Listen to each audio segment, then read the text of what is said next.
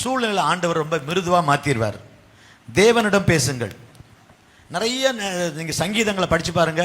தாவீது நிறைய காரியங்கள் ஆண்டவர் சொல்வார். ஆண்டவரே என் சத்துருக்கள் எவ்வளவாய் என் சத்துருக்கள் பெருகி பாடல, எதிரிகள் எவ்வளவாய் பெருகி விட்டு தாவீது சொல்றாரு, என் சத்துருக்கள் எவ்வளவா பெருகி இருக்காங்கப்பா, ஆனால் நான் சோர்ந்து போக மாட்டேன். அவருடைய மனசை போய் ஆண்டவர்கிட்ட கொட்டுறாரு. முதல்ல பிரச்சனையை தீர்க்கிறதுக்கு முதல்ல ஆண்டவர்கிட்ட. ஸோ எந்த பிரச்சனையானாலும் யாரிடம் நீங்கள் பேச போனாலும் இல்லை நாமே உன்னை சரிப்படுத்த முதல்ல தேவனிடம் தெரியப்படுது. ஃபர்ஸ்ட் அந்த விஷயத்துக்காக ஜெபம் பண்ணுங்க. அந்த விஷயத்துக்காக ஜெபம் பண்ணுங்க. ஒரு ஆமீன் கேட்கலாமா? ஆண்டவருக்கு ஸ்தோத்திரம். ரெண்டாவது, நீங்கள் வீட்டில் போய் படிச்சுக்கலாம். ரெண்டாவது, எப்பொழுதுமே ஒரு காரியத்தை சரிப்படுத்த கசப்பு வந்துட்டு நீங்கள் முதல் அடி எடுத்து வைங்க.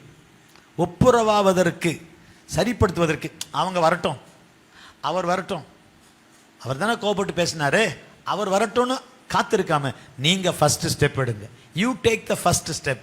நான் போகிறேன், நான் பார்க்குறேன், நான் பேசுகிறேன். அதுதான் மேன்மைக்கு முன்னானது தாழ்மை. ஒரு அலையில் சொல்லாமா? நாம ஃபர்ஸ்ட் ஸ்டெப் எடுக்கணும். அதுதான் வளர்ச்சி, அதுதான் முதிர்ச்சி. நான் எவ்வளோ பெரிய ஆள் தெரியுமா?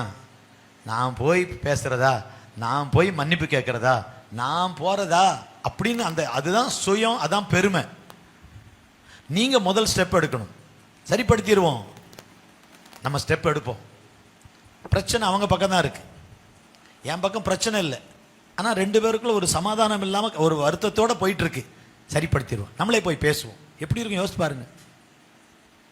அவங்களுக்கு ரொம்ப சந்தோஷமா இருக்கும். சே, நான் செய்திருக்கணும், நான் வந்திருக்கணும், நீங்க வந்துட்டீங்களே, நீங்க எதுக்கு வந்தீங்க? நான் வந்திருக்கணும், நானே வரலான்னு நினைச்சேன், நீங்க வந்துட்டீங்க. ஜெபிக்கிற மனுஷன் தான் முதல் ஸ்டெப் எடுத்து வைக்கணும். ஆமீன் சொல்லாமா? ஸோ நீங்கள் when you take the first step, first ஜெபம் பண்ணுங்க. ரெண்டாவது, ஒரு காரியத்தை சரிப்படுத்துறதுக்கு நீங்கள் முதல் அடியை எடுத்து வையுங்கள். நீங்கள் காயப்படுத்தி இருந்தாலும் அல்ல அடுத்தவர்கள் நம்மை காயப்படுத்தி இருந்தாலும், பல வேளைகளில் அடுத்தவங்க தான் நம்மளை காயப்படுத்தினாங்கன்னு சொல்லுவோம். நம்ம காயப்படுத்தணும்னு சொல்லவே, நான் தான் அவசரப்பட்டு பேசிட்டேன்னு எப்பமா சொல்லியிருக்கோமா? நமக்கு அப்படி வராது. ஏன்னா நம்ம எப்பவுமே ரொம்ப கரெக்டாக பேசுவோம்னு தான் சொல்லுவோம். நம்ம அப்படி தானே சொல்லுவோம். கணவன் மனைவிக்குள்ளே பேசட்டும், எது பேசணும், நான் ரைட்டாக தான் பேசினேன், நீ பேசுனதான் சரியில்லை, இப்படி தான் பேசி நம்ம பழகி இருக்கிறோம். அப்போ நாம காயப்பட்டிருந்தாலும் இந்த மாதிரி பேசிட்டாங்களே, என்ன இந்த மாதிரி சொல்லிட்டாரே அப்படின்னு அதை நினச்சிக்கிட்டே இருக்கிறோம் பாருங்க. அப்படிப்பட்ட மனசு நம்ம போய் நான் போய் எதுக்கு போனோம், நான் எதுக்கு போனோம், அது பழைய மனுஷன். ஆனால் நம்ம எல்லாரும் புது மனுஷன். So I will take the first step. மொத்தத்தில் நம்ம செய்ய வேண்டியது சமாதானம். சபையில் சமாதானம், குடும்பத்தில் சமாதானம். அந்த சமாதானத்தினுடைய அந்த ஒற்றுமையை காத்துக்கொள்ளுங்க அப்படின்னு தான் வசனம் சொல்லுது. ஆண்டவருக்கு ஸ்தோத்திரம். ஒரு ஆமீன் கேட்கலாமா? ஆண்டவர் நல்லவர். ஸோ முதல் படியை முதல்ல ஜெபம் பண்ணுங்க. ரெண்டாவது, முதல் படியை நீங்கள் எடுத்து வைங்க. மூணாவது, ஒருத்தர்கிட்ட பேசும்போது அவங்க பேசுறதுக்கு இடம் கொடுங்க. இல்லை இல்லை இல்லைன்னு உங்கள் வாய்க்கு வேலை கொடுக்காம உங்கள் காதுக்கு வேலை கொடுங்க அப்படின்னு போட்டிருக்கு. என்ன அர்த்தம்? அவங்கள பேச விடாமல் நம்மளே பேசி பேசி பேசி அவங்கள வேதனைப்படுத்தாமல் அவங்க என் காதுக்கு வேலை கொடுக்குறேன், சொல்லுங்க, நான் கேட்குறேன். பேசுறதெல்லாம் அவங்க பேசட்டும், கேட்கட்டாலே அது பெரிய ஒரு ஆறுதல். அவங்க சொல்றதெல்லாம் கேட்கிற ஒரு மனநிலை நமக்கு இருக்கணும். நம்ம அதெல்லாம் இந்த மாதிரி பேசுறதெல்லாம் வச்சுக்காது. நான் ஏதோ போனா போதுன்னு வந்தா நீ வட்ட ஓவரா பேசிக்கிட்டே இருக்குன்னு நமக்கு அங்கேயும் வாய் தான் பேசும். ஸோ வாய்க்கு வேலை கொடுக்காதீங்க. எதுக்கு வேலை கொடுங்க? காதுக்கு. வாயை மூடிடணும், காதுக்கு வேலை கொடுங்க. சொல்லுங்க, உண்மைதான். சில வேளை நம்ம சாரி சொல்ல வேண்டியிருக்கும், பரவாயில்ல, நல்ல விஷயம் தானே. அதுதானே ஆண்டவர், எங்கள் கடனாளிகளுக்கு நாங்கள் மன்னிக்கிறது போல எங்கள் கடன்களை மன்னியும். நான் மன்னிச்சுட்டு வந்திருக்கிறேன், அதனால மன்னிப்பு தாங்கப்பான்னு கேளுங்கிறார். முதல்ல மன்னிச்சுட்டு வாங்குறார் ஆண்டவர். ஆண்டவர் நல்லவர். ஸோ பிறருடைய உணர்வுகளை புரிந்து கொள்ள வேண்டும், புரிந்து அனுதாபப்படணும். ஒரு கல் நெஞ்சோட இருக்கக்கூடாது, நம்ம பேசக்கூடாது. கல் நெஞ்சோட ஒருத்தருடைய கஷ்டத்தை புரிஞ்சுக்கணும், அவங்களுடைய வேதனையை புரிஞ்சுக்கணும், அவருடைய கண்ணீரை புரிஞ்சுக்கணும், அவங்க எதில் காயப்பட்டிருக்கிறாங்கன்னு புரிந்து கொள்ளணும். ஸோ அவங்கள பேச விடணும். அந்த நிதானம் நமக்கு இருக்கணும். முதலாவது என்ன சொன்னேன்? தேவனிடத்துல முதல்ல ஜெபம் பண்ணுங்க. இந்த காரியத்தை ஆண்டவரே செம்மையாக ஹேண்டில் பண்ண பேச ஞானம் தாங்கப்பான் ஃபர்ஸ்ட். ரெண்டாவது, நீங்க முதல் அடி எடுத்து வைங்க. ஃபர்ஸ்ட் ஸ்டெப்பை நீங்க எடுத்து யூ ப்ரொசீட். மூணாவது என்ன செய்யணும்? பிறருடைய உணர்வுகளுக்கு மதிப்பு கொடுக்கணும். நானே போய் பேச, நான் ஃபர்ஸ்ட் ஸ்டெப் எடுத்து போனதுனால நான் தான் ராஜா, நான் தான் மந்திரி, நான் வச்சதான் சட்டம்னு பேசக்கூடாது. அவங்கள பேச விடணும். பிறருடைய உணர்வுகளுக்கு மதிப்பு கொடுக்கணும். பிறருடைய உணர்வுகளுக்கு மதிப்பு கொடுக்கணும். கேட்கணும். நாவுக்கு ஓய்வு, காதுக்கு தான் வேலை. சொல்லுங்க ஐயா, என்ன ஏதாவது வருத்தம் இருக்கா சொல்லுங்க. அப்படி அவங்கள பேச விடணும். ஸோ இதுதான் நல்ல பண்புகள். நாலாவது, இதைத்தான் பவுல் சொல்றாரு.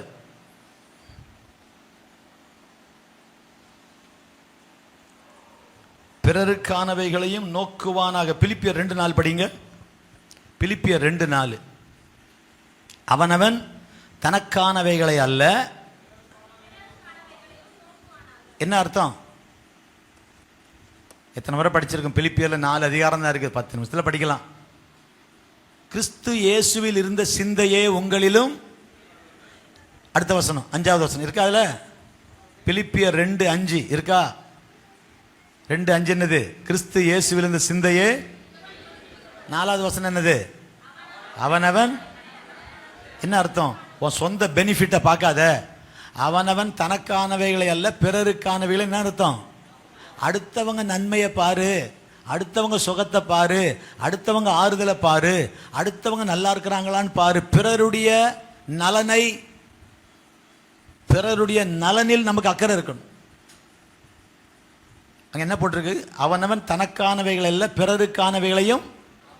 அந்த நோக்குன்னு பத்தியெல்லாம், அதான் தொலை நோக்கு, டெலஸ்கோப்.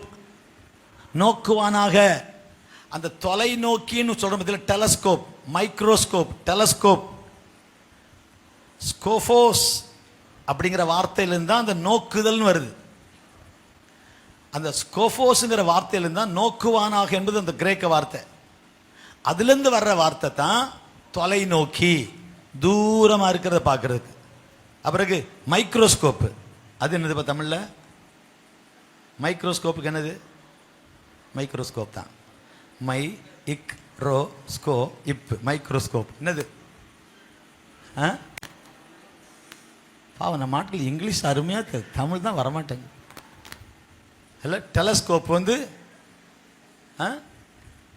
என்ன என்ன நோக்கி? எனக்கு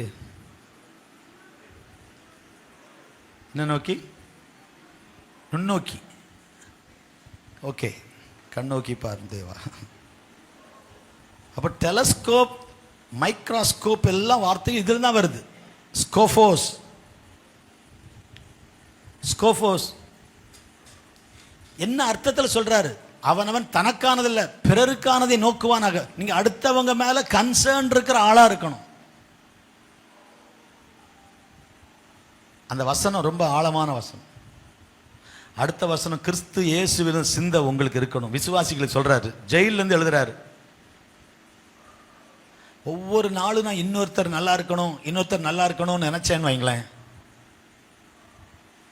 மத்தியானம் நான் அன்னைக்கு சென்னை போயிருந்தேன். டெய்லி என் வாழ்க்கையில் நிறைய சம்பவங்கள் நடக்கு. அதனால் எனக்கு இல்லஸ்ட்ரேஷன் வேறு தேவையே இல்லை. என் லைஃப்பில் நடக்கிறதே சொன்னாலே இப்போ நான் நிறைய சம்பவங்களை பார்க்குறேன், செய்கிறேன். அதனால் நமக்கு ஒரு கதை, டெய்லி 1-2 கதை நான் சொல்கிறதுக்கு எனக்கு இருக்குது. அதனால தான் சொல்கிறேன். ஏன் அனுபவம், அனுபவத்துக்கு மிஞ்சி ஆசான் ஒன்றும் இல்லைங்க. அவர் செய்தார், இவர் செய்தார்னு பேசுகிறது ஈஸி. நமக்கு செய்கிறதுக்கு ஒரு வாய்ப்பு தந்தார். மத்தியானம் அந்த உச்சி வெயிலில் பல்லாவரத்தில் இந்த கம்யூனியனுக்கு இதுக்கெல்லாம் கொஞ்சம் எல்லாம் பொருள் வாங்க ஒரு கிறிஸ்டியன் புக் ஸ்டால் போயிட்டு அப்படி போகும்போதே ஒரு அம்மாவை பார்த்தேன். அப்படியே கேட்குது, காரை தட்டி கேட்குது. உச்சி வெயில், மத்தியானம் 12:45 1 மணி. காலில் செருப்பு இல்லை, ஒரு காரை தட்டி கேட்குறாள். போ அப்படிங்கிறாரு. கஷ்டமாக இருந்துச்சு. நான் கையில் ஒரு 50 ரூபா கொடுத்து எதாவது வாங்கி சாப்பிடுமா அப்படின்னு போயிட்டேன். வயசானம்மா, ஒரு 65-70 வயசு இருக்கும். எவ்வளோ கஷ்டமாக இருக்கு பாருங்க. அதை அப்படி சொல்லிவிட்டு நான் புக் எல்லாம் வாங்க போயிட்டேன். நான் ஒரு 1/2 மணி நேரம் பொறுத்து எல்லாம் வாங்கிட்டு கீழே வரேன். நான் ஒரு இன்னொரு அம்மா கீழே, இது மாடியில் தாண்டி வந்துட்டேன். தாண்டி அந்த அம்மா இன்னொரு கடையில் இப்படி கை காட்டிட்டு நிற்குது. அவங்க யாரும் கொடுக்குற மாதிரி தெரில. இந்த அம்மாவுக்கும் உதவி செய்யலாமே. என் பேக்கெட்டில் 2 50 வச்சுருந்தேன். சரி, போகும்போது ஒரு அம்மா கொடுத்துட்டு போனேன். வரும்போது இந்த அம்மாவை தாண்டி போயிட்டேன்.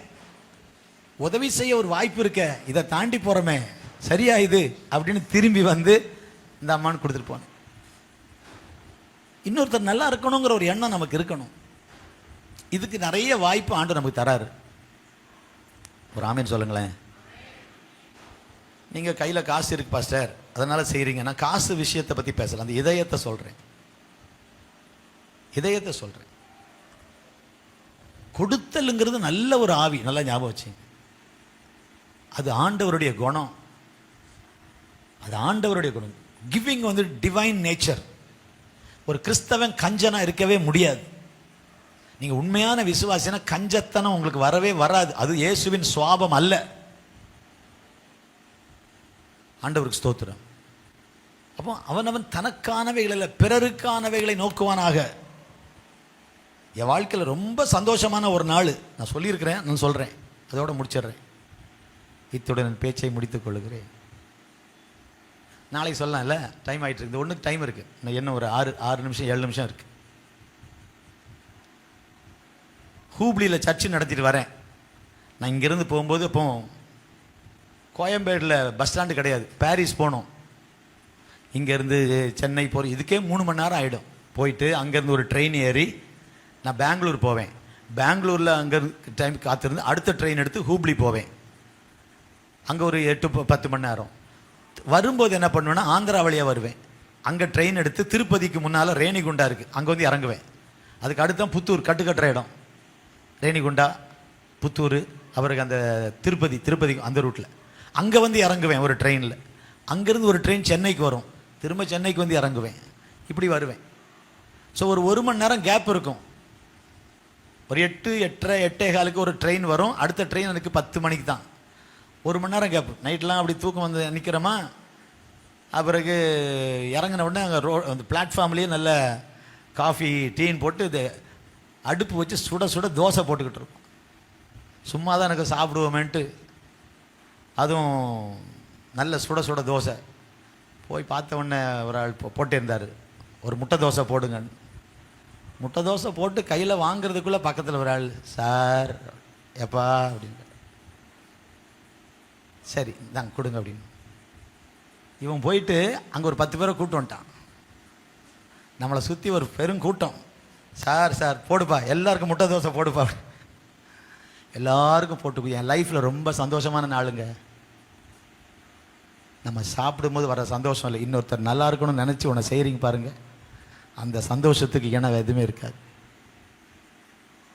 அல்லையில சொல்லாமா. இதைத்தான் முன்னாள் முதலமைச்சர் அண்ணாதுரை சொன்னாராம், ஏழையின் சிரிப்பில் இறைவனை காண்போம். ஏழைக்கு ஜோக்கு போட்டால் சிரிப்பாரா?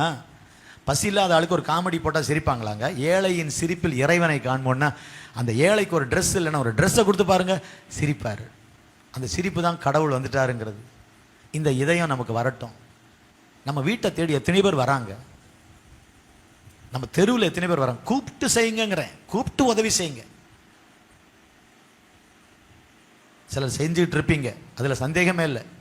இவ்வளோ வசனம் கேட்க நம்ம செய்யாமல் இருக்கவே மாட்டோம்.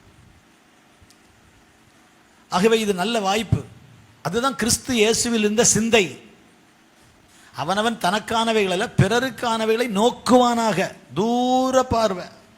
ஒரு ஆளுக்கு உதவி செய்யாம தாண்டி போயிட்டீங்கன்னா மனசு வேதனை. ஐயோ சேச்ச தப்பு பண்ணிட்டனே. அந்நியரை உபசரிக்க நாடுங்கள். ஸோ தேவன் இப்படிப்பட்ட நல்ல குணங்களையும் நமக்கு தந்து, ஒரு ஆளுக்கு சாப்பாடு தான் உங்கள்கிட்ட இருக்கு, அதை நீங்கள் சாப்பிட்லான்னு நினைக்கிறீங்க. அந்த நேரம் சாப்பிட்டா உங்களுக்கு திருப்தியாக இருக்கும், நீங்கள் திருப்தியாக சந்தோஷமாக இருப்பீங்க. ஆனால் பசியோடு வர்ற ஒருத்தருக்கு நீங்கள் அதை கொடுத்து பார்த்தீங்கன்னா உங்களுக்கும் திருப்தியாக இருக்கும், அவருக்கும் 2 பேர் சந்தோஷப்படுவாங்க. சாப்பிட்டா ஒருத்தர் தான் சந்தோஷப்படுவாங்க, ஒருத்தர் கொடுத்துட்டீங்கன்னா 2 பேருக்கு சந்தோஷம். பா திருப்தியாக சாப்பிட்டியாப்பா, நமக்கு இல்லை, அது வருத்தப்படல. நம்ம அதான் சொல்லுவாங்க, துக்கம் கவலை பிரச்சனை பகிர்ந்தால் அது கொடுத்தா பாதி ஆகும். 100 பிரச்சனை வச்சுருக்கீங்கன்னா நீங்கள் அதை அப்படி கொடுத்தீங்கன்னா ஷேர் பண்ணிங்கன்னா 50 ஆகிடும். பாதி பிரச்சனை குறைஞ்சிச்சுப்பா ஒருத்தர்கிட்ட ஷேர் பண்ண உடனே. கவலையை ஷேர் பண்ணால் குறையும், சந்தோஷத்தை ஷேர் பண்ணிங்கன்னு வைங்களேன். 50 ரூபா உங்க கையில் இருக்கிறத ஒருத்தர் கொடுத்தீங்கன்னா உங்க கையிலையும் 50 ரூபா, அவர் கையிலையும் 50 ரூபா, 100 ரூபா இருக்கிற சந்தோஷம் வரும். சந்தோஷம் 2 மடங்கு ஆகும், கவலை பாதி ஆகும், சந்தோஷம் ரெட்டிப்பா மாறும். ஆமேன் கேட்கலாமா? சபைக்குள்ள கர்த்தர் நம்மளை கொண்டு வந்து நமக்கு இந்த மாதிரி நல்ல சத்தியங்கள் எல்லாம் சொல்லி தரார். ஒரு ஆமேன் கேட்கலாமா? ஆண்டவருக்கு ஸ்தோத்திரம். ஒரு 8-10 இந்த சொன்னேன் அத்தனை பேருக்கு. பிறகு நான் பொதுவாக காலையில் அப்போல்லாம் கடையில் எதோன்னா அந்த டீ காஃபி குடிக்காமல் ஒரு பால் கொடுங்கன்னு கேட்பேன். எல்லாருக்கும் நான் என்ன சாப்பிட்டேனோ அத்தனை பேரும் எல்லாரும் சந்தோஷமாக சாப்பிட்டு போனாங்க. அந்த காலையில் அந்த ரேணிகுண்டா ரயில்வே ஸ்டேஷனில் மறக்க முடியாது அந்த சந்தோஷம். நான் தனியாக தான் வந்து என் கூட யாருமே இல்லை. ஏன் இதை சொல்கிறேன்னா, ஒவ்வொரு நாளும் பிறருக்கானவைகளை நோக்குவானாக, அந்த இதயத்தை கர்த்தர் தருவாராக. அப்போ இன்னொருத்தர் சமாதானமாக இருக்கணும், இன்னொருத்தருடைய காயத்தை கட்டணும், உடஞ்சி எலும்பை சரிப்படுத்தணும். நம்மெல்லாம் கட்டு போடுறவங்க. ஒரு அல்ல சொல்லுங்கள். போர்டு வீட்டில் வச்சிடலாம், இங்கே புத்தூர் கட்டு போடப்படும் வைக்கிற மாதிரி. நீங்கள் என்ன கட்டு? அப்போ கட்டு போடுற ஆள் எவ்வளோ தான் இருக்கு. அதே மாதிரி கட்டு போடுறோம். நம்மளை சுற்றி நிறைய பேர் உடஞ்சி போனவங்க இருக்காங்க. நான் பேசுகிற புரியுதா? கை உடஞ்சி கால் உடஞ்ச மாதிரி நிறைய உடைந்த குடும்பங்கள் நம்மளை சுற்றி இருக்கு. எத்தனை குடும்பத்தில் சமாதானம் இல்லை, எத்தனை குடும்பத்தில் புருஷ மனைவிக்குள்ள சந்தோஷம் இல்லை, எத்தனை குடும்பத்தில் நிம்மதி இல்லாமல் இருக்காங்க. உங்கள் வீட்டில் வாரத்தில் ஒரு நாள் புதன்கிழமை தோறும் இல்லைன்னா ஒரு வியாழக்கிழமை உங்கள் வீட்டில் சாயந்தரம் 7 to 8 எங்கள் தெருவுக்காக ஜெபிக்கிற நேரம், கட்டு போடுற நேரம் ஜெபம் பண்ணுங்களேன். உங்கள் வீட்டுக்கு 1, 2, 3 மக்களை கொண்டு வந்துக்கிட்டே இருப்பார் ஆண்டவர். உங்கள் ஜெபம் வேலை செய்யும். சும்மா போகிறவங்க உள்ளே வந்தாலே அன்பா 2 வார்த்தை பேசி பாருங்க, அவங்க காயத்தை நீங்கள் கட்டலாம், கட்டு போடலாம். ஒப்புரவாக்கு ஊழியத்தை கர்த்தர் உங்களுக்கு எனக்கு தந்திருக்கிறார். நமக்கே பிரச்சனை பெருசாக இருக்குன்னு நீங்கள் நினைக்கிறீங்களா? என் பிரச்சனையே பெருசாக இருக்குது பாஸ்டர், இதுலன்னா அடுத்தவங்க பிரச்சனை எங்கே தீர்க்கிறது? நல்லா ஜெபம் பண்ணுங்க. உங்கள் பலவீனத்தில் உங்கள் பிரச்சனையிலையும் இன்னொருவருக்கு ஆறுதல் சொல்ல கர்த்தர் உங்களுக்கு கிருபை தருவார். இந்த கட்டு போடுறதை மறந்துடாதீங்க. காயம் கட்டுறது, புத்தூர் கட்டு போடுற மாதிரி நம்மளை ஆண்டவர் அப்படி தான் வச்சிருக்காரு. இந்த மதுராந்தகத்தில் எல்லாருக்கும் நிறைய பேர் இருக்காங்க காயப்பட்டவங்க. இல்லை, காயப்பட்ட மனிதரெல்லாம் கல்வாரி வர வேண்டும், கட்டப்பட்ட மனிதரெல்லாம் இல்லை கட்டவிழ்க்க. அது பிசாசால கட்டப்பட்டவங்க. காயப்பட்டவங்களுக்கு நம்ம கட்டுப்போம். ஆண்டவர் கிருபை தருவாராக.